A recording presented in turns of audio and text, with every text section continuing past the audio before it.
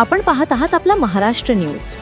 अमरावती ग्रामीण पोलिसांच्या स्थानिक गुन्हे शाखेने मोठी कारवाई करत महिलांची फसवणूक करणाऱ्या सराईत गुन्हेगाराला जेरबंद केले आहे। निर्जीव जागरे वय 55 वर्ष, राहणार छत्रपती नगर अमरावती असे आरोपीचे नाव असून तो महिलांना सोने स्वस्तात मिळवून देतो असा बहाणा करून त्यांची फसवणूक करीत होता। 24 ऑगस्ट रोजी चांदूर रेल्वे येथे एका महिलेकडून 72,000 रुपये घेऊन सोन्याचे दागिने देण्याचे आश्वासन देत आरोपी फरार झाला होता। या घटनेनंतर पोलीस अधीक्षक विशाल आनंद यांच्या मार्गदर्शनाखाली स्थानिक गुन्हे शाखेने तपास सुरू केला। गुप्त माहितीच्या आधारे केलेल्या कारवाईत पथकाने आरोपीस अटक केली। या कारवाईत पोलिसांनी आरोपीकडून तब्बल 78,400 रुपयांचा मुद्देमाल जप्त केला असून त्यात सोन्याचे दागिने, मोबाईल आणि इतर साहित्याचा समावेश आहे। पोलिसांच्या माहितीनुसार आरोपीवर या आधीपासूनच फसवणुकीचे 16 गंभीर गुन्हे नोंद आहेत।